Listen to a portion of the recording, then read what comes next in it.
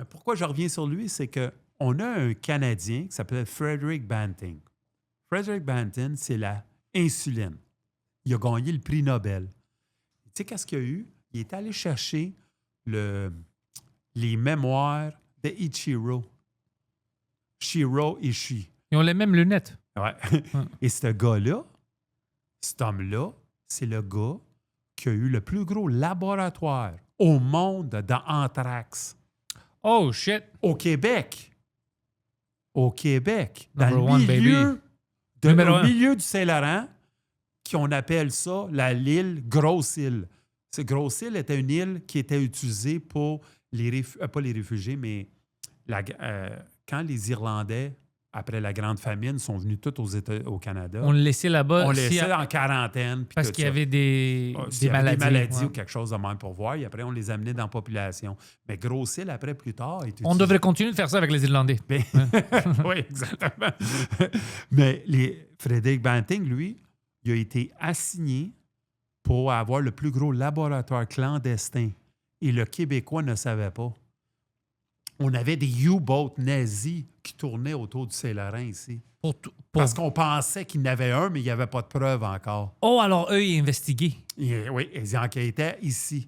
Tu vois? Oh. Et il y a eu, en 1942, je pense, il y a eu une rencontre entre Roosevelt, Mackenzie King et Sir Winston Churchill pour se réunir ensemble. Et c'est là où ils ont décidé d'avoir un laboratoire au Québec, sans le consentement du peuple, sans le consentement du gouvernement, parce que le gouvernement ne savait pas. Le Mackenzie King, oui, mais lui, il n'a pas parlé au Parlement pour dire, écoutez, on va avoir... Ils ont fait 90 millions de pilules d'anthrax qui auraient pu tuer tout le monde sur la planète. Et le Québec avait le laboratoire le plus gros qui était géré, contrôlé par Frederick Banting, qui avait pris toute son information sur l'anthrax de qui? De Shiro de Unit 731. Holy shit, 2 questions. Premièrement, qu'est-ce que tu fais avec toutes ces pilules-là? C'était pour tuer les nazis. Mais qu'est-ce que tu fais avec maintenant? Parce que t'as pas donné ça à tous les nazis. C'était assez incroyable parce que... Puis les nazis, ils font quoi avec ça? Ils vont pas le manger? Oui, mais eux autres, c'était un weapons of mass destruction, tu sais, qu'ils voulaient vraiment.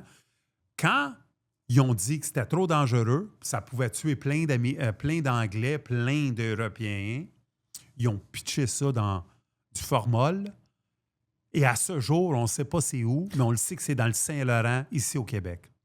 Mais ils ont pas pitché ça dans l'eau. Dans l'eau, dans le Saint-Laurent. Mais ils ont mis ça dans l'eau? Dans l'eau, ben, ils ont mis ça dans des containers. Mais ils sont dans Le l'eau. formol sont dans le Saint-Laurent.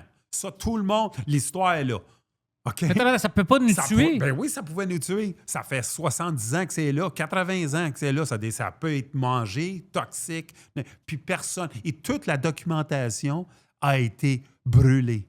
Des personnes savent exactement. OK? Project N, si tu veux le savoir. N comme N, le...